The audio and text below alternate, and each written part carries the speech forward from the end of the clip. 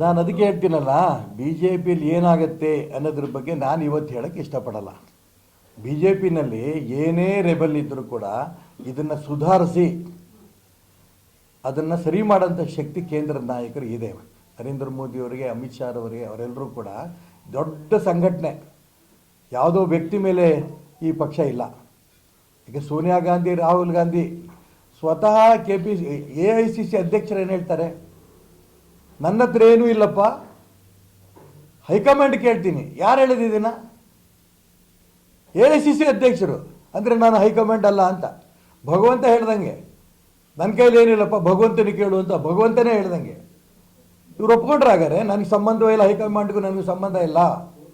AICC ಅಧ್ಯಕ್ಷ ಅಂದರೆ ನಾಮಕಾವಸ್ಥೆ ಪಟೇಲ್ಗಿರಿನ ಸುಮ್ಮನೆ ಕೂರಿಸಿದ್ದಾರೆ. ಹಾಗಾದ್ರೆ ಪರಿಶಿಷ್ಟ ವರ್ಗದ ಒಬ್ಬ ವ್ಯಕ್ತಿನ AICC ಅಧ್ಯಕ್ಷನಾಗಿ ಒಪ್ಕೊಳ್ಳಿ. ಹಾಗಾರೆ ನಾಮಕಾವಸ್ಥೆ ನನಗೆ ಕೂರಿಸಿದ್ದಾರೆ, SC ಒಬ್ಬ ಇರಬೇಕು ಅಂತ.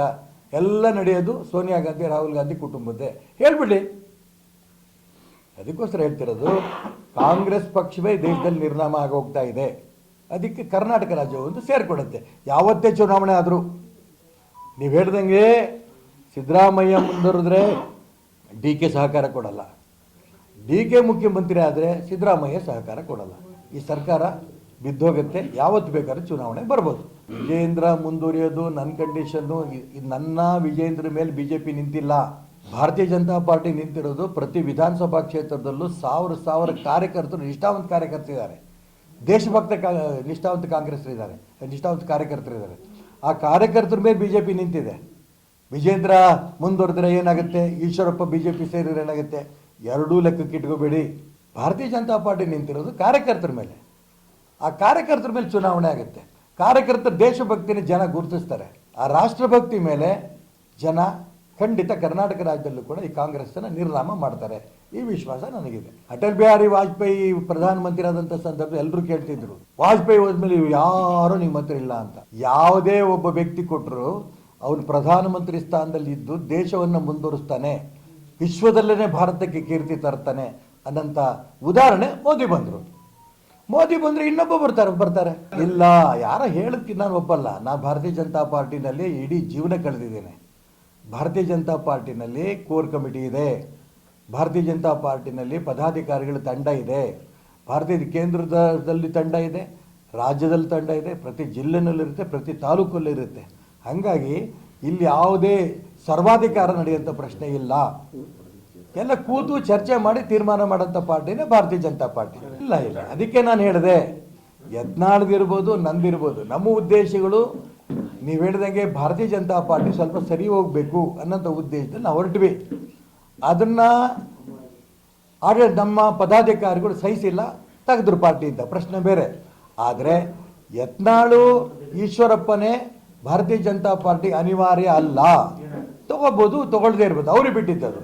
ಆದರೆ ನಮ್ಮ ವಿಚಾರದ ಬಗ್ಗೆ ನಾನು ಇಲ್ಲಿ ಚರ್ಚೆ ಮಾಡ್ತಿಲ್ಲ. ನಮ್ಮ ಅಧಿಕಾರ ಬೇಕು, ನಮ್ಮ MLA ಮಾಡಬೇಕು, ಮಂತ್ರಿ ಮಾಡಬೇಕು, ರಾಜ್ಯಾಧ್ಯಕ್ಷ ಮಾಡಬೇಕು, ಮುಖ್ಯಮಂತ್ರಿ ಮಾಡಬೇಕು, ಇದು ನನ್ನ ಉದ್ದೇಶ ಇವಾಗಿಂದಲ್ಲ.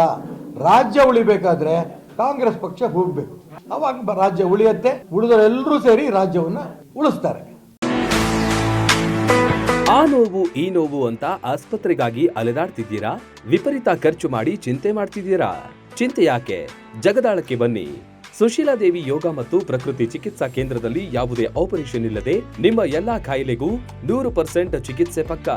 ಲಕ್ವಾ, kidney, liver cirrhosis, cancer, thyroid, migraine, ಬೊಜ್ಜು, ಶುಗರ್, BP, ನಶಾ ಮುಕ್ತಿ, ಲಿವರ್ ಡಿಸೀಸ್, ಡಿಪ್ರೆಷನ್, ಕೀಲು ನೋವು, ಸಂದು ನೋವು, ಬಂಜೆತನ, ಚರ್ಮ ರೋಗಗಳಿಗೂ ಇಲ್ಲಿದೆ ರಾಮಬಾಣ. ಆಯುರ್ವೇದದ ಪಂಚಕರ್ಮ, ಪ್ರಕೃತಿ, ಆಕ್ಯುಪ್ರೆಷರ್, ಆಕ್ಯುಪಂಕ್ಚರ್, ಯಜ್ಞ ಚಿಕಿತ್ಸೆ, ಶೃಂಗಿ ಚಿಕಿತ್ಸೆ, ಅಗ್ನಿಕರ್ಮ, ವಾತಮೋಕ್ಷಣ, ಯೋಗ, ವಾಟರ್ ಥೆರಪಿ, ಮಡ್ ಥೆರಪಿ ಸೇರಿದಂತೆ ಮುಂತಾದ ಚಿಕಿತ್ಸೆಗಳು ಲಭ್ಯವಿದೆ. ಇಲ್ಲೇ ಉಳಿದುಕೊಂಡು ಚಿಕಿತ್ಸೆ ಪಡೆಯುವವರಿಗೆ ಊಟ ವಸತಿಯೊಂದಿಗೆ 5, 7, 10, 15 ದಿನಗಳ ವಿಶೇಷ ಪ್ಯಾಕೇಜ್ಗಳಿವೆ. ಬನ್ನಿ, ಚಿಕಿತ್ಸೆ ಪಡೆದು ಗುಣಮುಖರಾಗಿ ಹೋಗಿ.